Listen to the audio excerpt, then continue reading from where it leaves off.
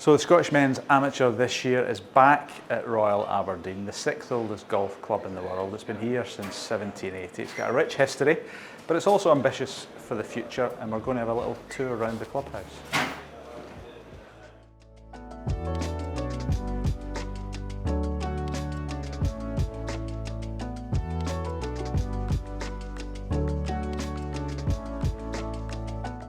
Laurie, how are you? Nice to see you. How are you doing? Yeah, very well. Thanks for having us at your golf club Delighted this to year. have you with us. As I said there, proud history of this golf club. You're the very man to talk us through. You've been here for many years. When you walk in the foyer, immediately you're struck 1780 bar, just a nod to the. Yep. Yeah, we're very proud foundation of our history. So it's just trying to let people sort of share in it. Learn a little bit about the golf club. We've got a lot of members that are really passionate about it. So some of them help us source some of these things if they've fallen away from the golf club. But just try to have as much on display so that people get a sense of the occasion and the history here. Yeah. Just looking at this trophy cabinet here on our right-hand side, I'm immediately drawn to this red jacket. Red jacket, now, yeah. Given the drizzle this afternoon, it would maybe weigh heavy on your shoulders, but what's the kind of tradition and history of the red so jacket? as you say, the golf club was established in 1780, and we used to play at the Queen's Links across the River Don. Yeah. And then we migrated over here. The club acquired this parcel of land and started to develop it. We were the Society of Aberdeen Golfers before we got our royal title in 1903.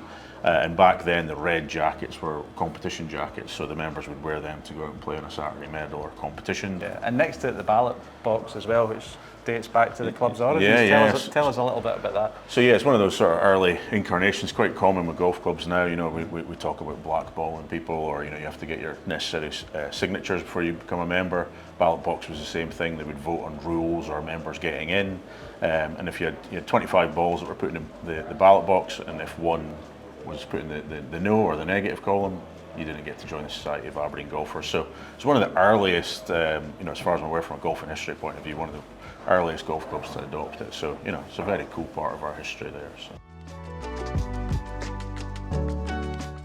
This is an impressive corridor. Lots of memorabilia here. The thing that caught my eye again was Mr. Ramsey.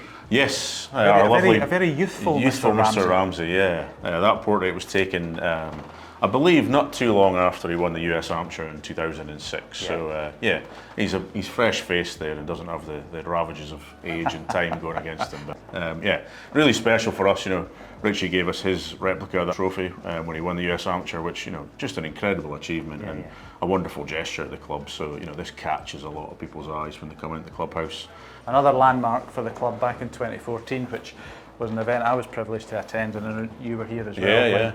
When the Aberdeen Asset Scottish Open came here, and Justin Rose. It was incredible, fantastic field. You had Rory McIlroy, Ricky Fowler, Phil Mickelson, all these guys.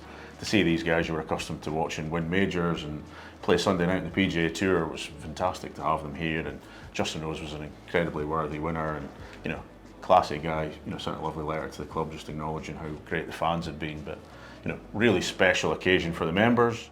And just 3 years prior to that, the Walker Cup was here as well. Just looking at the GB&I and the US teams from that event, stellar lineups, wasn't it? Stellar lineups indeed. Yeah, I mean, again, I think anybody who was a member in the last 25 years, both the Scottish Open and Walker Cup are absolute standouts for the membership, I think.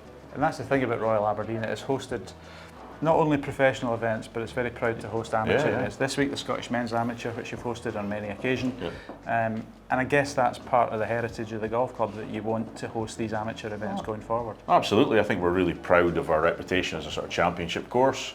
And I think we're really proud of the quality of the golf course, the difficulty of it in some respects, depending on how the wind blows. But we want to see whether it's the up-and-coming amateurs or established players come here and test themselves against it. And I think the members love both seeing them shoot good scores, but equally seeing them occasionally have the same struggles that they might have on a weekend here. So we're really proud of it. Excellent. We've had great fun here this week. Thanks very much for hosting us. Pleasure. And we look forward to the knockout rounds. Yes, indeed. Thank you.